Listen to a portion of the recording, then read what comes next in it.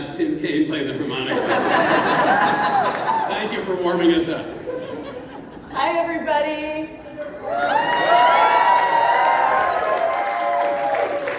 I'm Nicole Molina. I've been with J Street, working for J Street for 7 years. I'm the regional director for Greater Los Angeles. I'm Joshua Molina. I'm a regional actor from Greater Los Angeles. I'm the answer to the riddle, what would Will Bailey from The West Wing look like if he grew old? I'm also proudly a board member of New Jewish Narrative, a wonderful organization. Born from the merger of Amennu and Americans for Peace Now, and we share, of course, with J Street a vision of Israel as a country that more fully realizes the democratic ideals in which it was founded. Very excited to be here. Chag Purim Sameach. We are, of course, encouraged by the rabbis on Purim to drink until you cannot distinguish between the team likely to make the playoffs and the Mets. Yeah. Oh, and if you want to fulfill the mitzvah of Matzonot Le'Evyonim, why not a donation to Mazon, a Jewish response to hunger? Okay, on to our portion. Why are we here today? Why we are here to talk about the one subject on which we are experts, ourselves and our family. That's right. And what's our thesis? Well, when we were talking about what we wanted to share today, we realized our thesis is really that we grew up in a J Street family before J Street existed. And what do we mean? Thanks to our parents, we were raised with the values of justice, of tzedakah, and a deep connection to Israel, and a love for Israel, but one that is not black and white, one that is nuanced. That is true. And this played out in various ways. So we grew up in New York, in the suburbs. New Rochelle. New Rochelle, woo! Don't pretend you're from New Rochelle. You're better than that. There's a couple people that are here from New Rochelle, actually. And we grew up in a kosher home.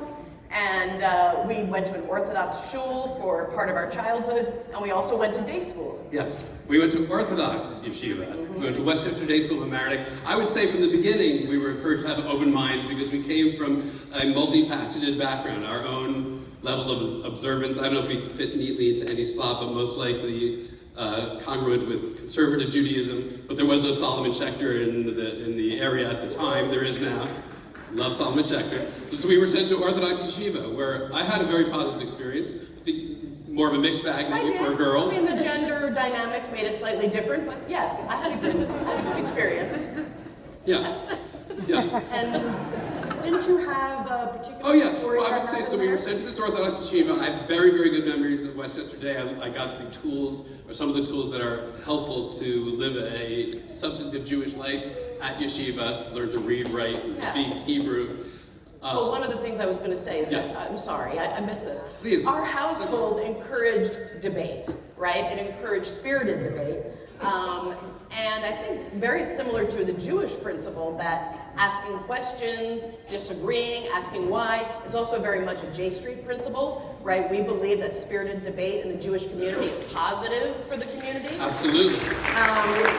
And I think that sometimes came into conflict with what happened at day school. Well, we were encouraged, we were given Jewish value also of respect for Horim v'Morim, parents and teachers, but we were also allowed to disagree with our parents and with our teachers. And I do remember a specific incident, a rabbi who will remain unnamed, lest I indulge in Lashon Hara, but the rabbi was teaching us this one day, never step into a church. A Jew must not step into a church, and you must not partake in any religious ritual of any other religion. And I remember thinking, well, because recently I had participated with our cousins. One of them is here, Joel. Scarsdale.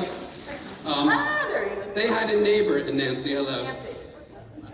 They had a Christian family that were neighbors. The father had passed away, and my Aunt Anita organized us to go over and to help them prepare for Christmas, help them set up the tree and decorate it. And I remember saying, surely, Rabbi, Jewish values would have you give your blessing on that. And he said, no, absolutely not. That was the wrong thing to do, and you shouldn't do it. And I remember going home and saying to my parents, am I wrong? And they said, no, don't worry about it, I'll listen to him. So, no. absolutely. Yeah. Trust your gut, trust your instincts. And we were encouraged, I mean, and that I think bared out politically as well, right? We heard our parents criticize the policies of the American government, the sitting government in Israel. Who knew? By Right, contrast, back then. it wasn't so bad. Exactly, and you know, we were encouraged to debate these things. We knew they loved both countries. We knew they loved both peoples. We didn't see that as a cognitive dissonance. No, it was a reflection of our love and caring about Israel and the United States that we cared enough to object or to be critical. I remember also bringing an early girlfriend home to meet my family, to meet my sisters, Toby and Nicole, and to meet my folks, and afterwards saying, "That went so great, didn't you think I was?" And she said, "Well, I was really uncomfortable when you all started fighting." And I said, "When was that?" There wasn't a single moment of fighting during that dinner. You've got a very different family culture from mine. Yes. And our parents also really instilled in us the value of tzedakah. That is true. In fact, they created something called the Molina Family Charities, where we could spend their money on causes that compelled us. New Israel Fund was one of the first charities that we did. Right. Yeah, they created a financial apparatus by which we could donate a certain amount of their money every year. That's and right. And then they encouraged us to not do it flippantly or just here and there, but to actually think about what values were reflected by what organizations and which reflected the values that you wanted to support. It was a beautiful thing. Didn't you have a funny story about Dad? Well, we'll see. I definitely have a story. Well, I think it's funny. Also, my parents, both my mom and my dad, incredibly generous on their own. Yes. And my dad always showed us the object lesson. We would go into the city often, and he never walked by anybody who had a handout. He had money for everybody, left, right.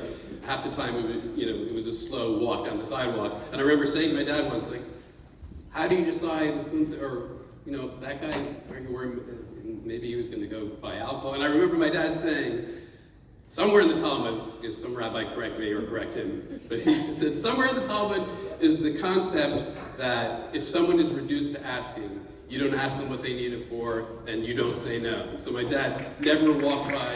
Yeah, it was a beautiful lesson that stuck with me. It did lead to a couple funny, we'll see, incidents.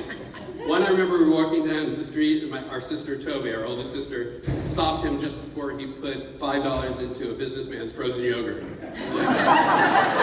She was like, "Dad, that guy's not asking for money." And then I think the only time we ever talked him out of giving anyone money was there were a group of teenagers on the sidewalk with a piece of cardboard that said, "Trying to get to Vegas." We're like, "Dad, I don't know what tractate it is. You need not donate." And of course, like I was saying, he instilled in us a deep love of Israel.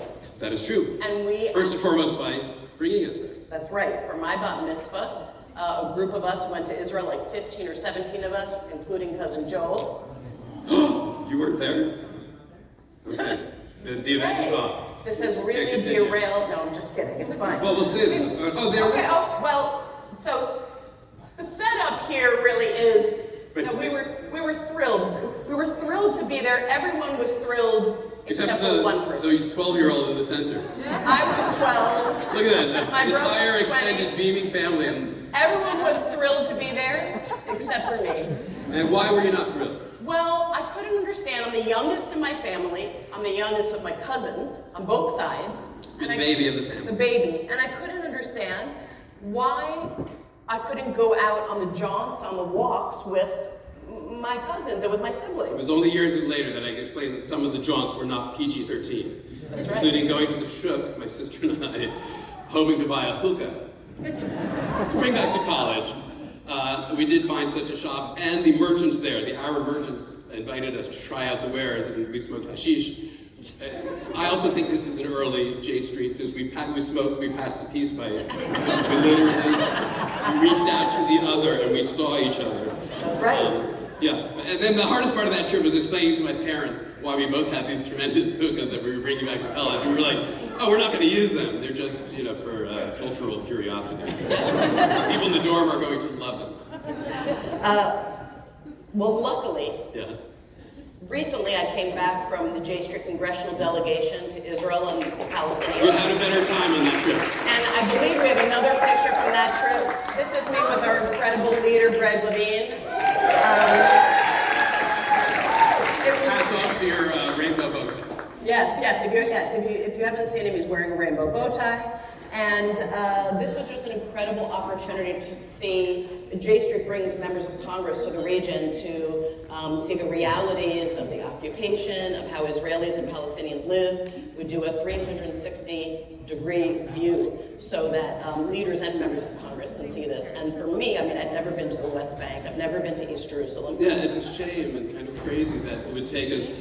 My most recent, it's been far too long, but my most recent trip to Israel, and I've been several times, was in 2017 with an organization called Encounter, a beautiful organization.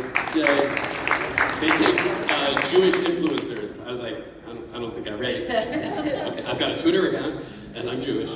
So I went with them. They take influencers and rabbis and heads of Jewish organizations and politicians on the entire political spectrum from Israel and from the United States to see a side of Israel they might not necessarily have seen before. And it's all done, I think, tellingly, anonymously. I can't mention any of the people who were on my trip unless I get permission from them, because sadly, some of the people from these organizations or some of the congregants with the rabbis going don't want to hear that they've gone to the occupied territories or that they met with Palestinian families. I stayed overnight with a Palestinian family in Nazareth. It was a wild, mind-bending, mind-opening, and there were difficult moments on this trip. It wasn't all fun and games, but I feel like that's what trips to Israel should be. Birthright should include, instead of going like this, here's Israel, don't look at this part, don't look at that part.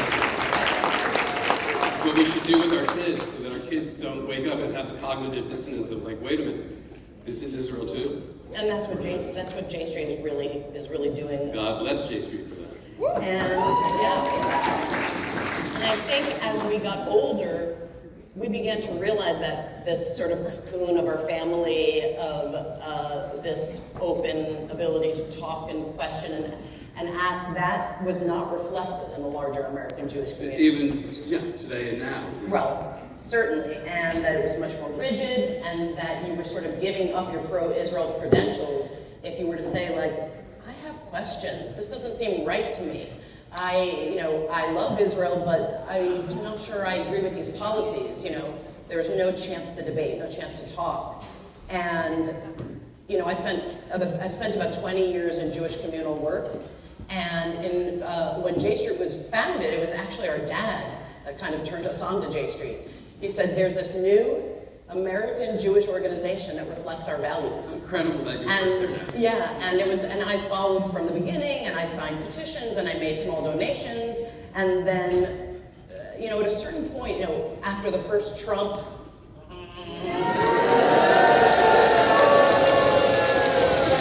election in 2016, I was working for a Jewish community center in Long Beach, and I couldn't talk about it, right? That's not my job. We have different kinds of donors, and we have different kinds of, and it was very frustrating for me, and I started looking in the next couple of years for something new, and I was thrilled when I And do you feel, working at J Street, I feel like early on I remember you saying that there was some social sacrifice in terms of the way some of your friends responded. And of course, I'm way over it now. But when it first happened, I had several friends, they unfriended me on social media. And the hardest thing about it was they didn't talk to me. I'd rather they said, Nicole, we're disappointed in you. Nicole, we don't understand. Maybe we still would have agreed to disagree, right? It's a J Street principle to talk about these things, but they didn't. That's where all the good stuff happens. Exactly, they just cut me off. I don't care anymore, but at the time it was painful. Yeah, and I have a similar thing with, obviously I don't do real substantive professional work, but of any kind, if you've seen my work. But on social media, I find if I'll say something, I'll often, I will repost or share something that Hadar Susskind has said from New Jewish Narrative. I will share Jeremy's posts and something that J Street says, and invariably when I do that, there's a very small lane of people who are like, yes, right. And then a much larger area on one side calling me a filthy Zionist because I seem to believe that Israel has a fundamental right to exist. And then on the other side, by Jews calling me a capo, having sold out because I'm sharing the words or the concepts or the values of what they consider not to be a pro-Israel organization. And I find that utterly awful and grotesque. And I wonder, too, whether these people realize what I assume you will tell me is the case, which is that an organization like J Street now represents the majority of American Jewish thought and constituents in the world. Far more so than an organization like AIPAC. You said it. That's true. You didn't do it. I didn't say it. But that is It's true. Year on year, we do polling, and it bears out that the great majority of American Jews believe in a nuanced foreign policy when it comes to the region, believe in the values that J Street represents, and J Street is creating that space. And we may not see it on the cesspool of social media, but it is, we're like, look at this room. I mean, we are becoming more mainstream, which we already are. It's just there wasn't a place before to galvanize this voice. And so, you know, for us, this is so inspiring. This is pretty special for us, yeah. It's an honor. It's been incredible. I went to panels today. I met all sorts of people. I hope I'll meet more of you tonight. I feel like I am leaving. I know that I am leaving tomorrow with a refill of a resource that has been very meager for me lately, which is hope. Because when you meet people and if there's 600 of us here tonight, we have 600 different opinions about probably every aspect of Palestine and Israel, but we're all on the same page about how to approach it with an open mind and with open hearts and with positive energy. And so thank you for giving us hope. Thank you so much.